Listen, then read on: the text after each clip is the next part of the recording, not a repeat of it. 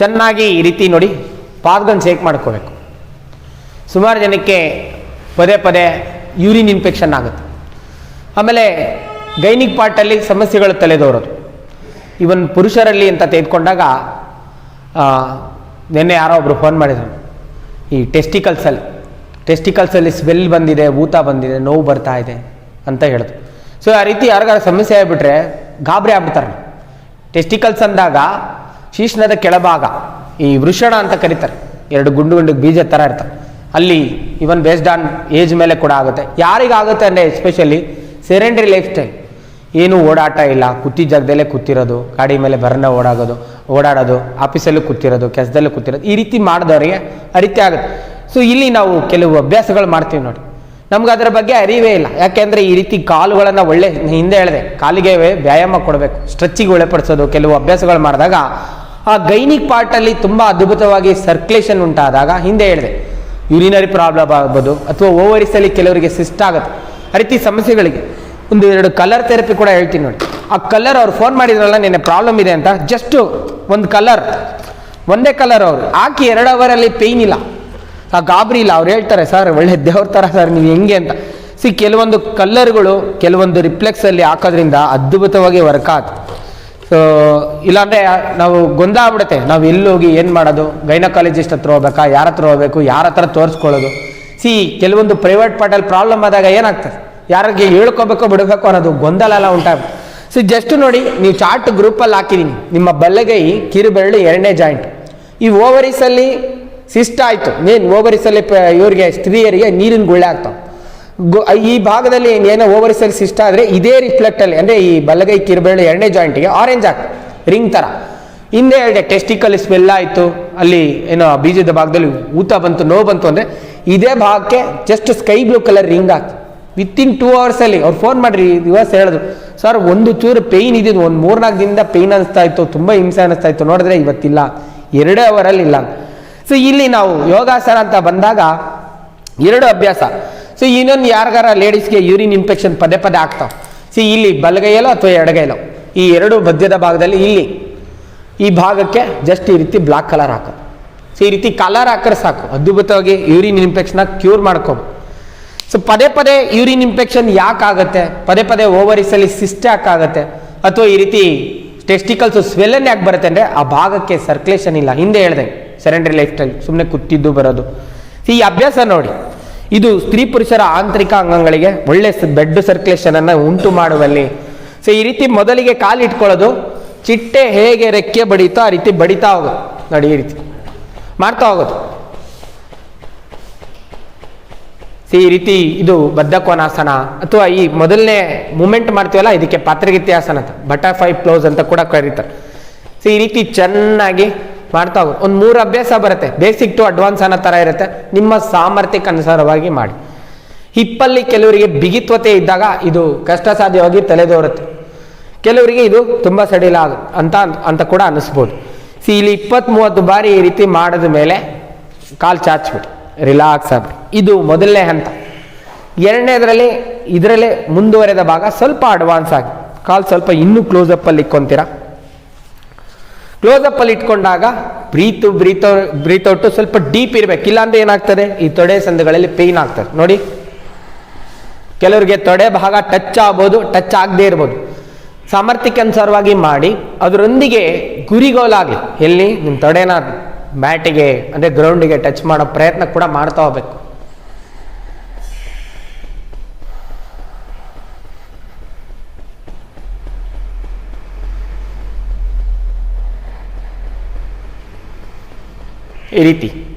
ಈ ರೀತಿ ಮಾಡೋದು ಸರ್ಕ್ಯುಲೇಷನನ್ನು ಇಂಪ್ರೂವ್ ಮಾಡೋದು, ಗೈನಿಕ್ ಪಾರ್ಟಲ್ಲಿ ಬ್ಲಡ್ ಸರ್ಕ್ಯುಲೇಷನ್ ಮತ್ತು ಪ್ರಾಣಶಕ್ತಿನ ಹರಿಬಿಡೋದು. ಕೊನೆಯಲ್ಲಿ ಒಂದು ಪ್ರಾಣಾಯಾಮ ಬರುತ್ತೆ, ಅದರಿಂದ ಕೂಡ ಹಾಗೆ ಇರಿ, ಸ್ಟೇ ಮಾಡಿ, ಹೋಲ್ಡ್ ಮಾಡಿ. ಎಷ್ಟು 20 ಕೌಂಟ್ ಹಾಗೆ ಇರಬೇಕು. 1 2 3 4 5 6 7 8 9 10. 1 2 3 4 5 6 7 8 9 10. ವಾಂತಿ ಇರಬೇಕು, ಬಿಸಿ ಇರಬೇಕು, ಅಥವಾ ಸರ್ಕ್ಯುಲೇಷನನ್ನು ನಾವು ಅಭ್ಯಾಸದ ಮುಖೇನ ಆ ಭಾಗದಲ್ಲಿ ಕ್ರಿಯೇಟ್ ಮಾಡಬೇಕು. ಮತ್ತೊಂದು ಹಂತದಲ್ಲಿ ಬ್ಲಡ್ ಕೂಡ ಇರಬೇಕು. ಬ್ಲಡ್ ಚೆನ್ನಾಗಿದ್ದಾಗ ಬಾಡಿಲಿ ಮತ್ತು ನಿಮ್ಮ ಪ್ರಾಣಶಕ್ತಿ ಕೂಡ ತುಂಬ ಚೆನ್ನಾಗಿದ್ದಾಗ ಯಾವುದೇ ಭಾಗದಲ್ಲಿ ಸಿಸ್ಟು, ಫೈಬ್ರೈಡ್ಸು ಅಥವಾ ಇನ್ಫೆಕ್ಷನ್ಗಳು ಏನೂ ಆಗೋದಿಲ್ಲ. ಸ್ವೆಲ್ಲನ್ ಆಗೋದು ಯಾವುದೂ ಆಗೋದಿಲ್ಲ, ನೋವಾಗೋದು ಎಲ್ಲವೂ ಕೂಡ ಪೇಯ್ನ್. ನೆಕ್ಸ್ಟ್ ಅಭ್ಯಾಸದಲ್ಲಿ ಇದರಲ್ಲಿ ಫಾರ್ವರ್ಡ್ ಬೆಂಡಿಂಗ್, ಉತ್ಥಾನ ಬದ್ಧ ಕೋನಾಸನ ಅಂತ. ಹಿಂದೆ ಹೇಗೆ ನೀವು ಚಿಟ್ಟೆ ರೆಕ್ಕೆ ಬಡಿಯೋಗೆ ಮಾಡಿದ್ರು ಅದೇ ರೀತಿ ಮಾಡಿದ ಮೇಲೆ ಇಲ್ಲಿ 2 ವಿಧಾನ ಬರುತ್ತೆ. ಬೇಸಿಕ್ ಅಂತ ತೆಗೆದುಕೊಂಡಾಗ ನಿಮ್ಮ ಹಣೆ ನಿಮ್ಮ ಪಾದಕ್ಕೆ ತಾಕ್ಸೋದು, ಇಷ್ಟಾರ ಮಾಡಬೇಕು. ಅಡ್ವಾನ್ಸ್ ಅಂತ ಬಂದಾಗ ಚೆನ್ನಾಗಿ ಬ್ರೀತ್ ಇನ್ ಬ್ರೀತ್ ಔಟ್ ಮಾಡ್ತಾ ನಿಮ್ಮ ಹಣೆಯನ್ನು ಪಾದಕ್ಕಿಂತ ಮುಂದೆ, ಎರಡರಲ್ಲೂ ಕೂಡ ಭಾಳ ಮುಖ್ಯವಾಗಿ ಮೊಣಕೈ ಹೊರ ಬರಬೇಕು. ಹಿಂಗೆ ಇಟ್ಕೊಂಡು ಹಿಂಗೆ ಬಗ್ಗಿದ್ರೆ ನೀವು ಮುಂದಕ್ಕೆ ಹೋಗಲ್ಲ, ಕೈ ಇದೆಯಲ್ಲ ಹೊರ ಬರಬೇಕು. ಫಸ್ಟು ಚೆನ್ನಾಗಿ ಲೂಸ್ ಮಾಡ್ಕೊಳ್ಳಿ. ಈ ರೀತಿ ಚಿಟ್ಟೆ ಹೇಗೆ ರೆಕ್ಕೆ ಬಡಿತಾ ಆ ರೀತಿ ಬಡ್ದು ಫ್ರೀ ಮಾಡ್ಕೊಂಡ್ಮೇಲೆ ಚೆನ್ನಾಗಿ ಬ್ರೀತ್ ಇನ್ ಬ್ರೀತ್ ಔಟ್ ಮಾಡ್ತಾ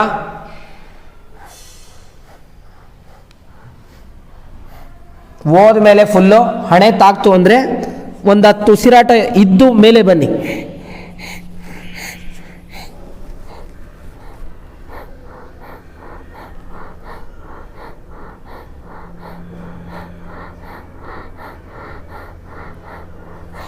ಉಸುತ್ತೆ ಕೊಳ್ತಾ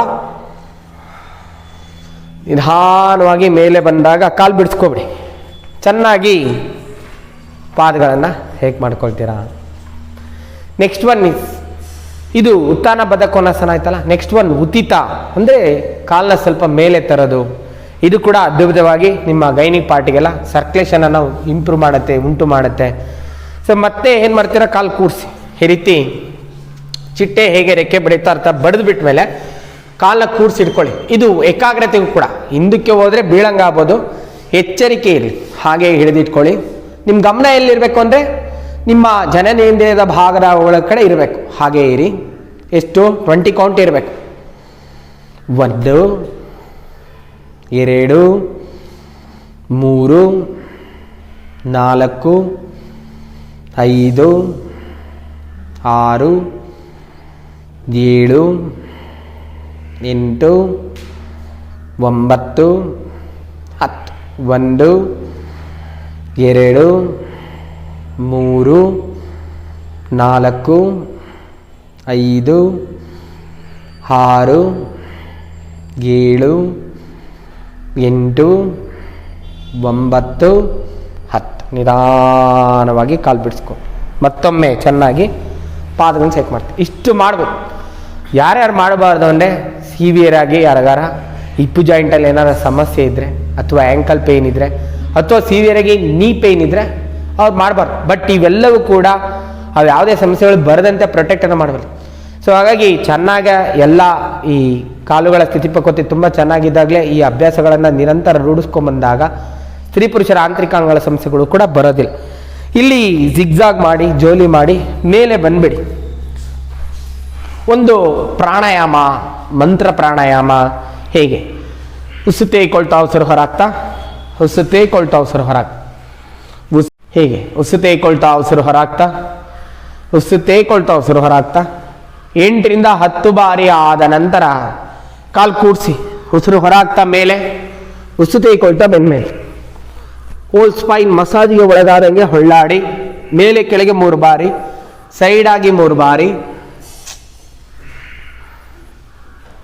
ಹೀಗೆ ಹೇಗೆ ನಿಮ್ಮ ಮೊಣಕೈ ಪಾರ್ಶ್ವಬದಿಗೆ ಬಂದಾಗ ತಾಗಿ ಮತ್ತೆ ಮೇಲೆ ಕೆಳಗೆ 3 ಬಾರಿ, ಉಸಿರು ಹೊರಾಗ್ತಾ ಮೇಲೆ, ಉಸಿರು ತೆಗೆದುಕೊಳ್ತಾ ಬೆನ್ನೆ. ಚೆನ್ನಾಗಿ ಹೊಳ್ಳಾಡಿದ ನಂತರ ಸಾಧ್ಯವಾದರೆ ಸಿದ್ಧಾಸನ ಅಥವಾ ಸುಖಾಸನ. ಸಿದ್ಧಾಸನ ಅಂದಾಗ ಒಂದು ಹಿಂಬಡಿ ಮೇಲೆ ಒಂದು ಹಿಂಬಡಿ ಬರಬೇಕು. ನಿಮ್ಮ ಎಡ ಹಿಮ್ಮಡಿ ಗುದಗುಹ್ಯದ ತಾಣಕ್ಕೂ ಬಲ ಹಿಮ್ಮಡಿ ಜನನೇಂದ್ರ ಭಾಗಕ್ಕೂ ಟಚ್ ಆಗುವಂತೆ ಕುಳಿತುಕೊಳ್ಳೋದು. ಹಂಗಾಗಿಲ್ಲ ಅಂದರೆ ನಾರ್ಮಲಾಗಿ ಕೂತ್ಕೊಳ್ಳಿ, ತೊಂದರೆ ಇಲ್ಲ. ಚಿನ್ಮುದ್ರ ಮಾಡಬೇಕು. ನಿಮ್ಮ ಚಿನ್ಮುದ್ರ ಕೆಳಮುಖವಾಗಿರಬೇಕು. ನಿಮ್ಮ ತೋರ್ಬೇಳು ಹೆಬ್ಬೆಳು ಬುಡಕ್ಕೆ ಟಚ್ ಮಾಡಿರ್ತೀರ ಇರ್ತೀವಿ, ಉಗುರನ್ನ ಕೆಳಗಿರ್ತಕ್ಕಂಥ ಪಾಯಿಂಟ್.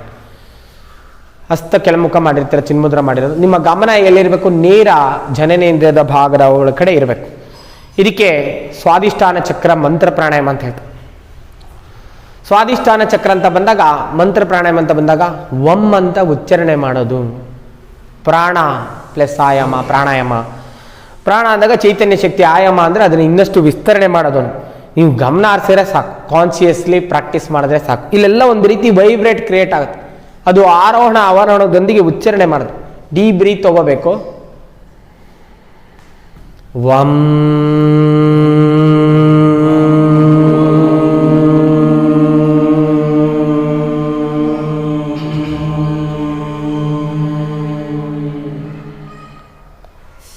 ವಂ ವಂ ವಂ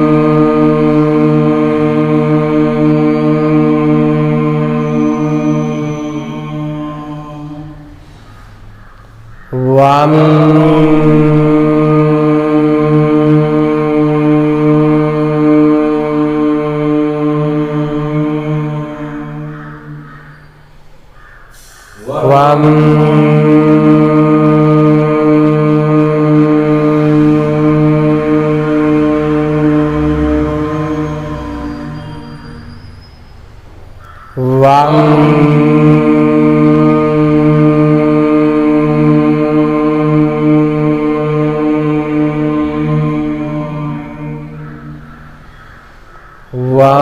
ವಂ ವಂ ವಂ ವಂ ವಂ ವಂ ವಂ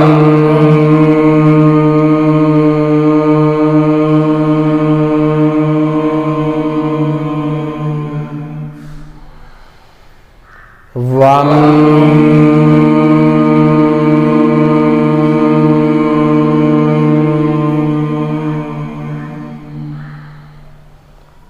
ವಂ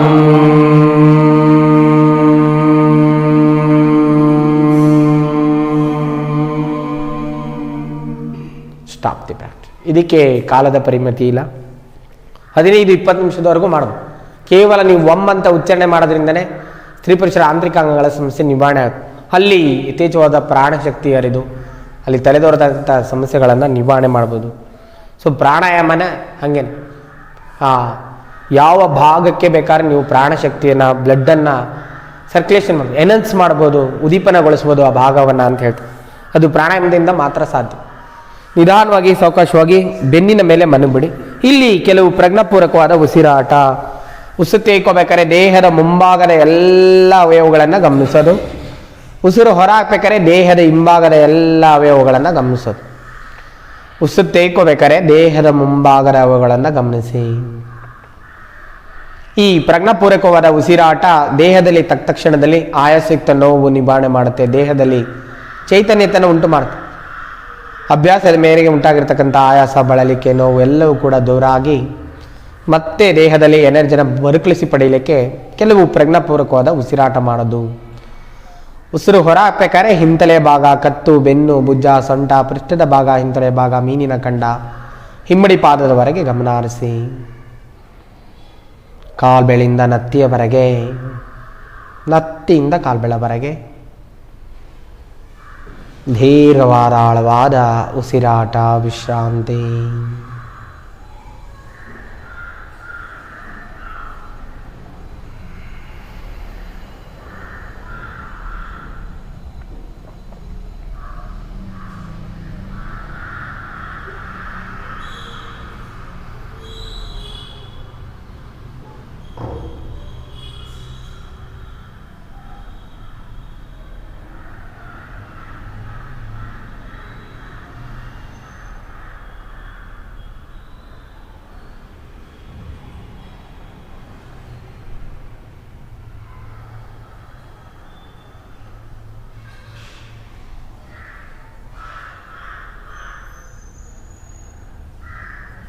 stop the practice. ಮುದ್ರೆಗಳನ್ನು ರಿಲೀಸ್ ಮಾಡಿ ನಿಧಾನವಾಗಿ ಕಾಲು ಕೂಡಿಸಿ. ಎಡಗಾಲು ಮಂಚಿ, ಬಲಗೈ ತಲೆ ನೇರ, ಬಲಗಡೆ ತಿರುಗಿ ಮೇಲೆ ಬನ್ನಿ. Come to the vajrasana. Stop.